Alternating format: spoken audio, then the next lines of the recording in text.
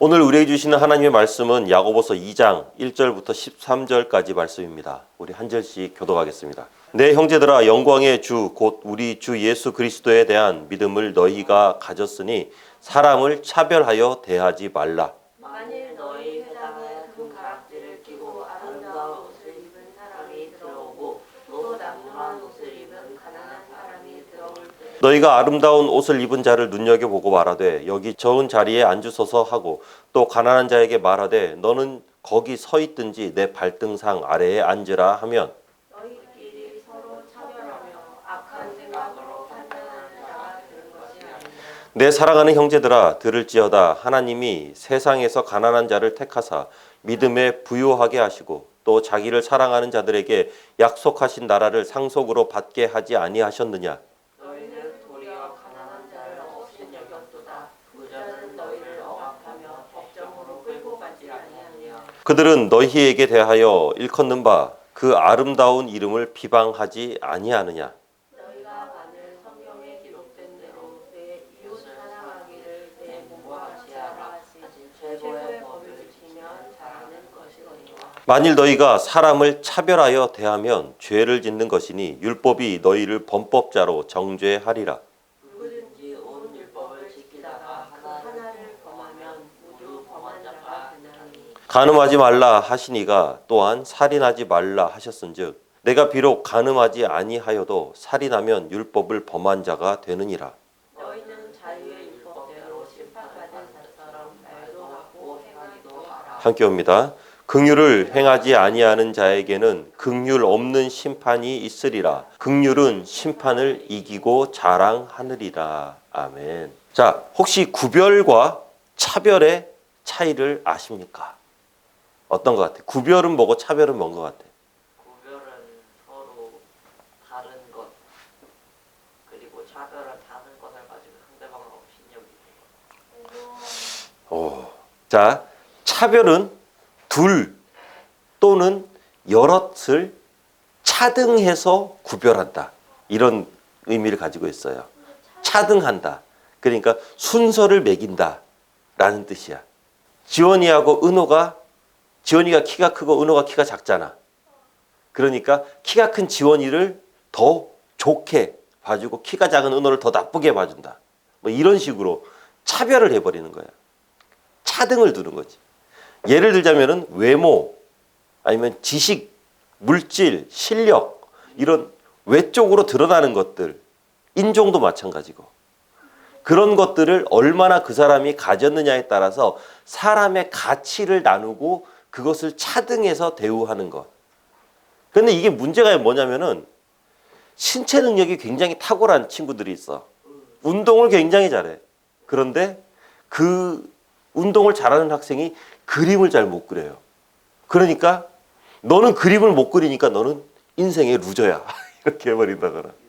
그러니까 아니면은 그림은 되게 잘 그리는데 공부를 못해. 그런데 수학 시간에 선생님이 너는 수학 문제를 잘 못 푸니까 인생의 루저야. 막 그런 식으로 이제 하면서 수학 잘하는 애만 막 예뻐하고 너는 수학을 못하니까 저리 가. 이런 거 외에도 학연이나 지연이나 혈연에 의해서 사람을 굉장히 차별을 많이 하는.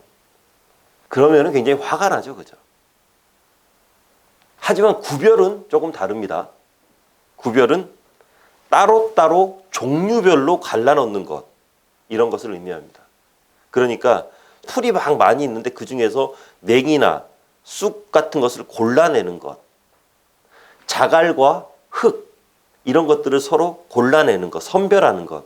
이런 것들을 구별한다. 라고 이렇게 표현을 합니다.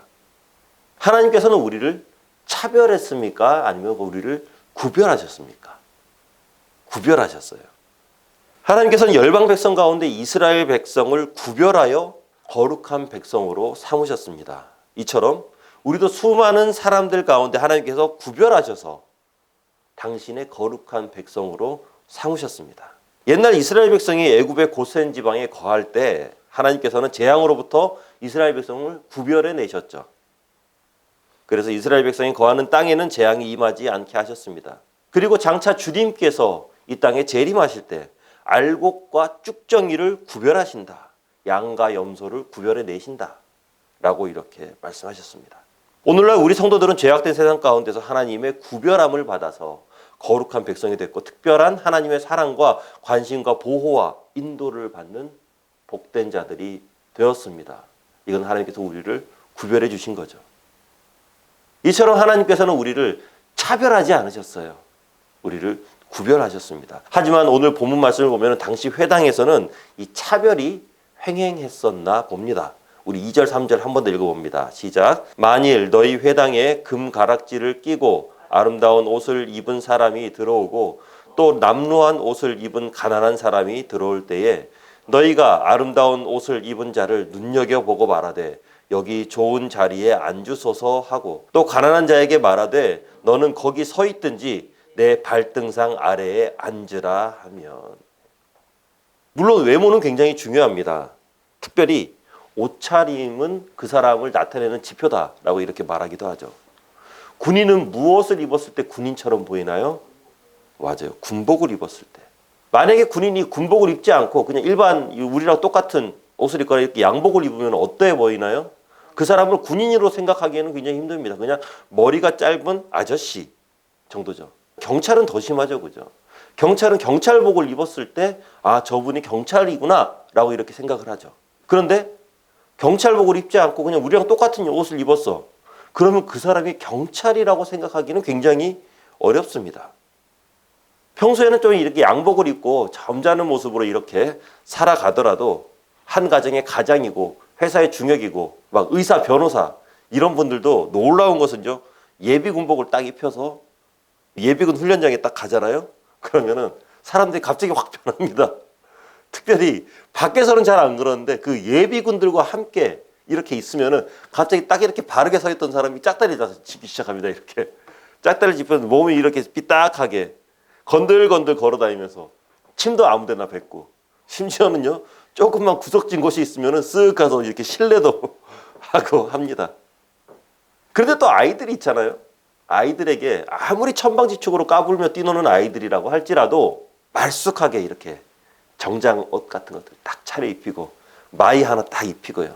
머리를 딱 빗어서 넘겨주면은 그리고 점잖게 있어. 그러면은요 한 5분 정도는 딱 이렇게 앉아 있습니다. 그 이상은 힘듭니다. 아이들은. 근데 한 5분 정도는 그래도 이렇게 제법 점잖게 앉아 있습니다. 이처럼 옷차림은 그 사람의 행동이나 마음을 나타내기도 합니다. 그래서 하나님께서는 제사장의 옷에 굉장히 많은 신경을 쓰셨습니다. 출애굽기 39장 1절 말씀 함께 봅니다. 시작. 그들은 여호와께서 모세에게 명령하신 대로 청색, 자색, 홍색 실로 성소에서 섬길 때 입을 정교한 옷을 만들고 또 아론을 위해 거룩한 옷을 만들었더라. 아멘. 출애굽기 39장 1절에서 31절을 보면은 제사장의 옷을 만드는 그런 내용들이 쭉 나와 있어요. 정말 세밀합니다. 천은 어떤 천을 사용하고 어떤 사이즈의 장식품을 붙이고 어떤 모양으로 만들어서 어떤 자리에다 그 장식을 붙여라. 장식을 붙이는데 사용되는 실은 어떤 실을 사용해라. 어떤 자리에는 어떤 색 실을 쓰고 어떤 자리에는 어떤 색 실을 쓰고 굉장히 세밀합니다. 그리고 제사장이 입는 속옷의 재질까지 이렇게 지명을 하죠. 하나님의 언약의 상징인 그 돌판을 담아놓는 그 언약궤에 관해서 하나님께서 9절, 하나님께 제사 드리는 제단에 관해서는 5절, 제물을 태우는 번제단에 관해서는 7절, 그리고 그러한 모든 것들을 다 담는 성막에 관해서는 31절이 총 적혀 있어요. 그런데 놀랍게도 제사장의 옷, 그 옷 한 벌을 만드는 것에 또 31절의 말씀이 기록됩니다. 하나님께서 옷차림 굉장히 중요하게 생각하신 것 같아요. 하지만 하나님께서는 그렇게 정성스럽게 만든 옷으로 그 멋진 옷을 입고 제사장들이 백성들 앞에 군림하기를 원치는 않으셨나 봅니다. 제사장들이 입는 그 에봇, 지금으로 치자면 최고의 디자이너가 디자인하고 만들고 온갖 보석을 달아놓은 명품 중에 명품이죠. 그래서 에봇을 연구한 사람들이 이렇게 쭉 연구를 해보니까 에봇 한 벌의 가격이 얼마일 것 같아? 제사장들이 입는 옷. 몇억 원. 통이 크구만. 옷 한 벌에 몇 억짜리 입을 수 있을 것 같아. 굉장히 힘들죠. 에봇 한 벌의 가치가 지금으로 쳤을 때 작게 잡으면 한 2천만 원 정도. 그리고 많게 잡으면 한 2억에 해당하는 옷 한 벌에. 굉장히 좋은 옷이라고 합니다. 만약에 에봇이 이런 비싸고 좋고 화려한 옷으로 끝난다면 제사장의 자리는 지배하고 판단하는 자리가 되고 말겠죠. 그래서 하나님께서는 그 값비싸고 귀한 옷에다가 피를 뿌리고 기름을 뿌리라고 하십니다. 출애굽기 29장 21절 말씀 함께 봅니다. 시작. 제단 위에 피와 관유를 가져다가 아론과 그의 옷과 그의 아들들과 그의 아들들의 옷에 뿌리라. 그와 그의 옷과 그의 아들들과 그의 아들들의 옷이 거룩하리라. 아멘. 이거 제정신으로 하기 힘듭니다. 2억짜리 옷에다가 피를 뿌리고 기름을 뿌려요. 얼룩 중에서도 가장 지우기 힘든 얼룩이 핏자국과 기름자국이거든요. 광야에서는 옷을 마음껏 빨아 입을 정도로 물이 풍족하지도 않았습니다. 지금처럼 좋은 세제도 없는 시기죠. 그런데 그 값비싸고 귀하게 만들어 놓은 에봇에다가 피를 뿌리고 기름을 뿌려라. 아마도 그 에봇에는 평생 지워지지 않는 핏자국과 기름자국이 그대로 남아있을 겁니다. 그 핏자국이 바로 제사장을 제사장답게 만들어주는 핏자국이고 에봇을 진짜 에봇으로 만들어주는 기름자국이 되는 것이죠.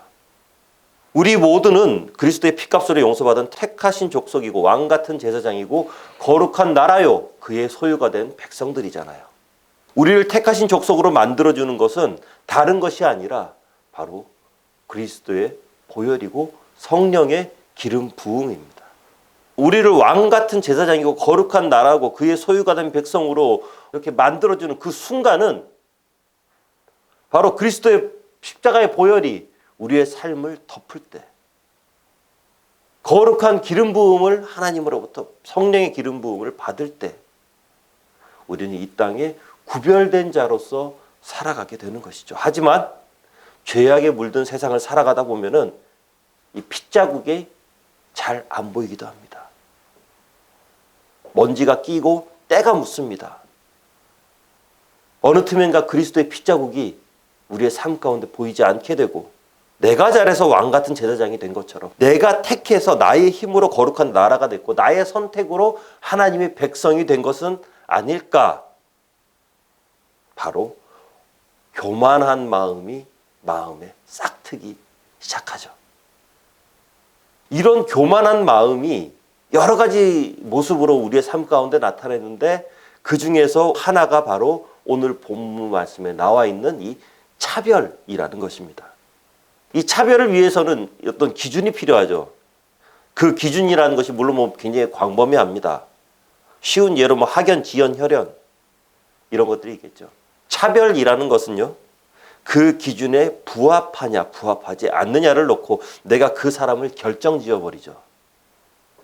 굉장히 주관적이면서도 가치지향적이고요. 집단 이기주의나 개인 이기주의에 의한 기준입니다. 오늘 본문 말씀에 나오는 차별의 기준은 바로 옷차림이었죠. 금가락지를 끼고 아름다운 옷, 그러니까 지금으로 치면은 좀 좋은 옷 같은 것들 딱 가면서 베르사체나 그런 것들 이렇게 딱 입고 가면 상석을 권합니다. 그리고 남루한 옷을 입은 자들에게는 발등상 아래 거기 보이지 않는 곳에 앉아 있든가 아니면 저기 서 있든가 너 알아서 해라. 이런 차별하는 이유는요. 그들의 기준에서는 아름다운 옷을 입은 사람들이 훨씬 좋아 보이기 때문입니다. 그게 훨씬 가치 있어 보이기 때문입니다. 그들은 한 영혼을 향한 아버지의 마음보다는 금가락지에 훨씬 더 큰 가치를 부여하기 때문입니다. 남루한 옷을 입은 가난한 사람들에게는 아무런 가치를 찾지 못합니다. 결국 차별하게 됩니다. 우리도 이런 차별에서 자유로울 수 없는 것 같습니다. 저 역시도 좀 이 설교 준비를 하면서 생각을 해봤습니다. 예전에 캐나다나 그런 잘 사는 나라 이렇게 가잖아요. 그러면은 특별히 그런 나라에서 백인들을 만나면은 왠지 모르게 좀 주눅이 이렇게 듭니다. 그런데 우리나라보다 조금 못 사는 나라, 중국이나 카자흐스탄이나 뭐 그런 나라들 이렇게 가잖아요. 가면은 왠지 모르게 좀 우쭐합니다. 네, 한류 열풍 막 그렇게 생각하면서 뭐 우쭐합니다. 남성이냐 여성이냐를 놓고 남자니까, 넌 여자니까 하면서 저도 모르게 차별을 하죠. 나이가 많냐 적냐를 놓고 일을 할 수 있다 없다 차별을 합니다. 장애가 있냐 없냐를 놓고 차별을 해버립니다. 이런 차별을 하게 되는 이유는 앞서 나눴다시피 이 교만에서부터 시작된 나의 기준, 이 기준으로 상대방의 가치를 판단해 버리니까 이렇게 차별을 하게 되는 거죠. 이런 시각이 바뀌어야 됩니다. 이런 생각이 바뀌어야 됩니다. 이런 눈이 바뀌어야 돼요. 나의 시선으로, 나의 기준으로 이웃을 바라보는 것이 아니라 하나님의 시선으로 이웃을 바라봐야만 하는 거죠. 나의 기준으로 이웃을 판가름하는 것이 아니라 하나님의 기준을 가지고 이웃을 바라봐야 됩니다. 세상적인 가치를 추구하는 것이 아니라 바로 영적인 가치를 추구하는 삶을 우리는 살아가야 하는 것이죠. 그렇게 할 때 우리는 하나님의 마음을 가지고 세상을 바라보고 이웃을 바라보고 나를 바라볼 수 있게 되는 것입니다. 바꿔야 돼요. 그러면 어떻게 할 때 우리의 시선이 이렇게 바뀌게 될까요? 먼저는 우리 주 예수 그리스도에 대한 바른 믿음이 있어야만 합니다. 우리 1절 말씀 함께 읽겠습니다. 시작. 내 형제들아, 영광의 주 곧 우리 주 예수 그리스도에 대한 믿음을 너희가 가졌으니 사람을 차별하여 대하지 말라. 아멘. 많은 사람들이 이 믿는 것과 따르는 것을 좀 혼동합니다. 이 크리스천들도 그렇습니다. 예수님께서는 이 성품이 굉장히 좋은 분이셨고 선한 분이셨고 좋은 일들을 많이 하셨죠. 내 것을 소유하지도 않으셨고 오히려 남을 위해 희생하셨습니다. 일생에 도움되고 감동을 주는 그런 주옥 같은 명언도 굉장히 많이 하셨죠. 그래서 예수님을 따르는 사람들이 점점 많아졌어요. 지금도 마찬가지죠. 예수님 자체만 딱 이렇게 놓고 이야기하면은요, 아무도 예수님 나쁜 사람이라고 얘기 안 합니다. 오히려 예수님처럼 바르게 살기를 원하고 그 예수님처럼 살기를 원해요. 그런데 예수님을 믿지는 않습니다. 믿지는 않습니다. 그리스도인은요, 예수님을 따르는 사람이 아닙니다.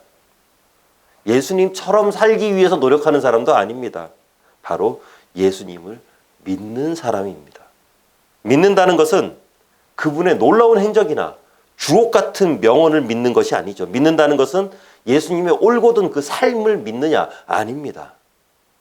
믿는다는 것은 예수님을 하나님의 아들로 인류와 내가 지은 죄를 대신하시고 십자가의 죄값을 치르신 분이고 죽은 후 3일 만에 부활하신 분으로 그리고 구름 타고 하늘나라 올라가셔서 하나님 우편에 계시다가 다시 오실 분으로 이렇게 믿는 것, 이것을 믿는 것, 그리고 이것을 믿는 사람을 바로 그리스도인이다 라고 하는 거죠.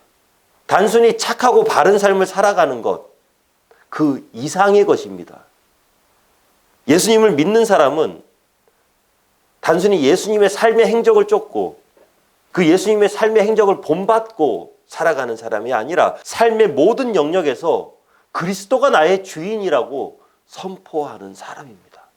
나의 삶의 주인이 내가 아니라 예수 그리스도가 될 때 비로소 우리의 시선은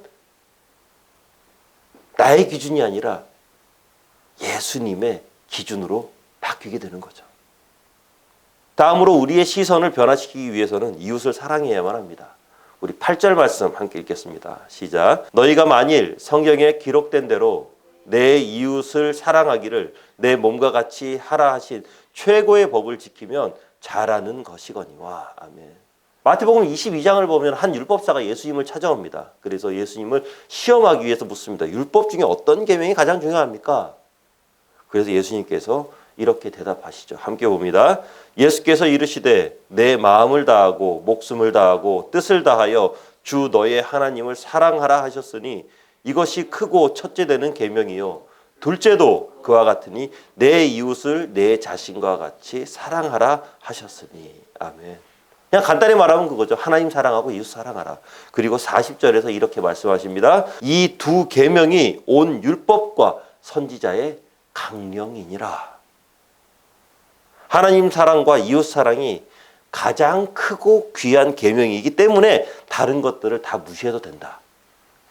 때로는 이 두 계명이 유일한 계명이어서 다른 계명들을 배제해도 된다. 아니잖아요. 그죠? 법이라는 것은 그 나라의 성격을 규정짓습니다. 어떤 집단의 성격을 규정짓습니다. 예수님의 이 말씀은요, 모든 계명을 지키고 수행하면서 하나님께서 말씀하신 그 율법들을 다 수행하되 그 기저에 사랑이 깔려 있어야 된다라는 거예요. 예수님의 이 말씀은 율법을 준수하는 사람들의 동기와 자세를 규정하는 말씀이고 그들의 마음 깊은 곳에서 우러나오는 적극적인 헌신과 희생과 봉사를 일깨워주는 말씀이 바로 이 말씀입니다. 그것이 사랑이라는 단어로 표현이 되었죠. 이웃과 세상을 바라보는 우리의 시선도 마찬가지입니다.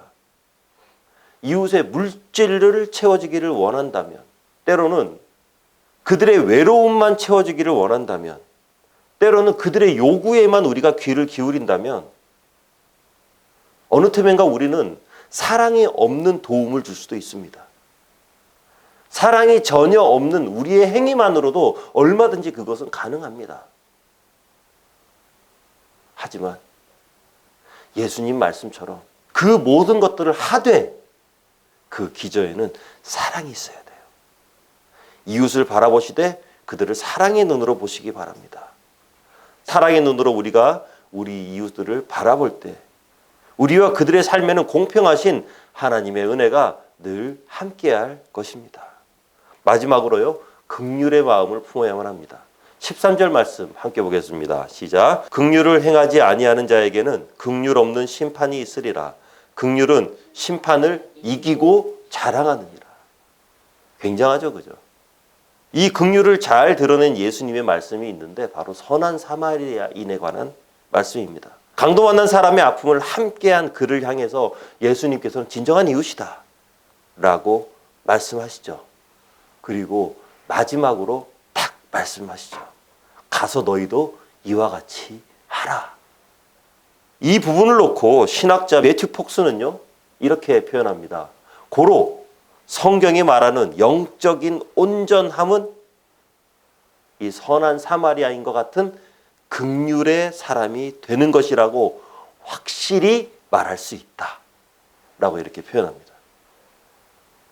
이웃을 향해서 긍휼의 마음을 품으시기 바랍니다. 긍휼히 여기는 자는 하나님으로부터 긍휼히 여김을 받을 것입니다. 사람을 외모로 판단하며 차별하며 긍휼을 베풀지 않고 오히려 부유한 자에게 관대한 사람은요, 하나님의 긍휼을 받을 수 없습니다. 하지만 가난한 이웃, 소외당하는 이웃을 향해서 긍휼의 마음을 가지는 사람은 심판대 앞에서도 오히려 당당할 수 있습니다. 왜냐하면 심판을 그 긍휼이 이기잖아요.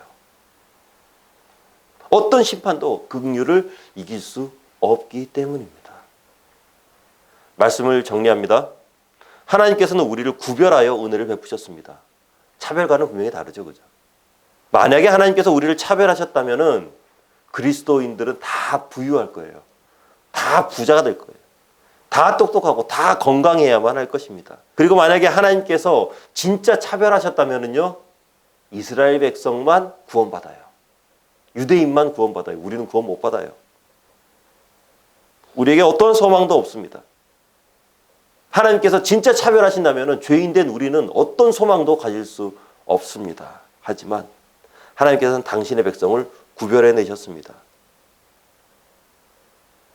구별된 우리는요, 그 구별에 합당한 삶을 살아야겠죠. 바로 크리스천다운 삶을 살아야만 하는데 그것은 바로 예수님을 바로 믿고 하나님과 이웃에 대한 사랑을 실천하고 세상을 향해서, 이웃을 향해서 긍휼의 마음을 품는 겁니다. 그렇게 할 때 우리는 비로소 크리스천다운 삶을 살아갈 수 있게 되는 거죠. 그런 우리의 삶은 하나님을 기쁘시게 하고 이 땅에 그리스도의 십자가를 세워나가는 귀하고 복된 삶으로 인도할 것입니다. 그렇게 살아가는 우리 모두가 되어지기를 주의 이름으로 축원합니다. 기도하겠습니다. 하나님의 사람다운, 하나님의 백성다운, 구별하여 세우심 받은 우리다운 삶을 살도록 해주시옵소서. 이 땅을 향해서 차별하지 않고 살아가도록 해주시옵소서. 그 모든 것들을 위해서 먼저 하나님 사랑하고 이웃 사랑하며 무엇보다도 세상을 향해서 긍휼의 마음을 품고 예수님을 바르게 믿는 삶을 살아가도록 해 주시옵소서. 그렇게 살아갈 때 하나님을 영화롭게 하며 이 땅 가운데 그리스도의 십자가를 세우는 귀하고 복된 삶을 살아가는 우리 모두가 되도록 해 주시옵소서. 예수님 이름으로 기도하옵나이다. 아멘.